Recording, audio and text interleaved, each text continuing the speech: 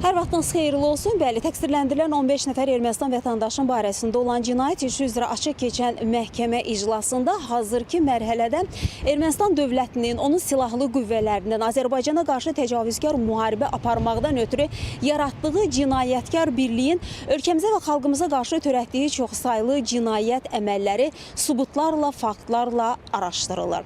Məhkəmə prosesində bununla bağlı iş üzrə keçən çoxsaylı sənədlər, video materiallar nümayiş etdirilir və təqsirləndirilən şəxslər dövlət ittihamçılarının suallarını cavablandırırlar.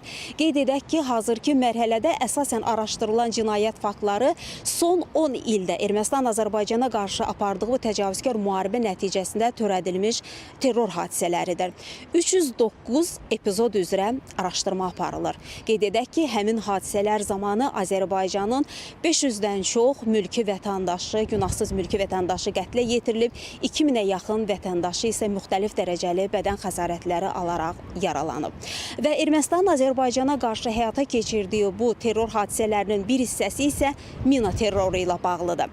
Təqsirləndirilən şəxslər bununla bağlı məhkəmə prosesində ifadə verirlər və ifadələrdə bir daha təsdiq olunur ki, ilkin mərhələdə, müharibənin ilkin mərhələsində Azərbaycanın ərazilərinə bastırılan minalar Sovet İttifaqı dövründə istehsal olunmuş minalar olub. Ondan sonraki dövrlərdə isə bastırılan minalar Rusiya istehsalı silahları minaları olub və onlar da Ermənistan vasitəsilə alınaraq gətirilib Azərbaycanın işğal olunmuş ərazilərində yaradılmış qondarma rejim və onun dırnaqarası ordusuna təhvil verilib və bundan sonraki mərhələdə isə son illər bastırılan minalar Ermənistan istehsalı olub. Bunu təqsirləndirilən şəxslər ifadələrində təsdiqləyirlər. Qeyd edək ki, hazırki mərhələdə 2016-cı ildə Azərbaycanın tarixinə aprel döyüşləri kimi düşən hadisələr zamanı törədilmiş hadisələr araşdırılır məhkəmə prosesində və həmin vaxtı Azərbaycanın mülki obyektlərinin, yaşayış məntəqələrinin hədəfə götürülməsi,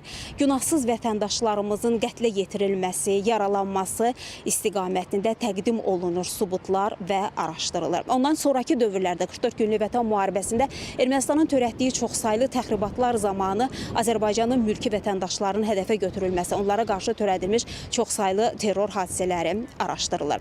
Proses açıq keçirilir. Təqsirləndirilən şəxslərin hər biri iki müdafiəçi və eyni zamanda onlara rus və erməni dilində tərcüməçi ayrılıb və onlar da ifadələrini və eyni zamanda dövlət ittihamçılarının suallarını sərbəst şəkildə prosesdə açıqlayırlar. Biz açıq keçən bugünkü iclasla da bağlı xəbərlərin növbəti buraxılışında geniş reportajımız olacaq ki, onu da tamaşaçıların diqqətinə çatdıracaq. Hələlik isə bu saata çatdıracaqlarımız bu qədər. Buyurun, söz yenidən mərkəzdə studiyadadır.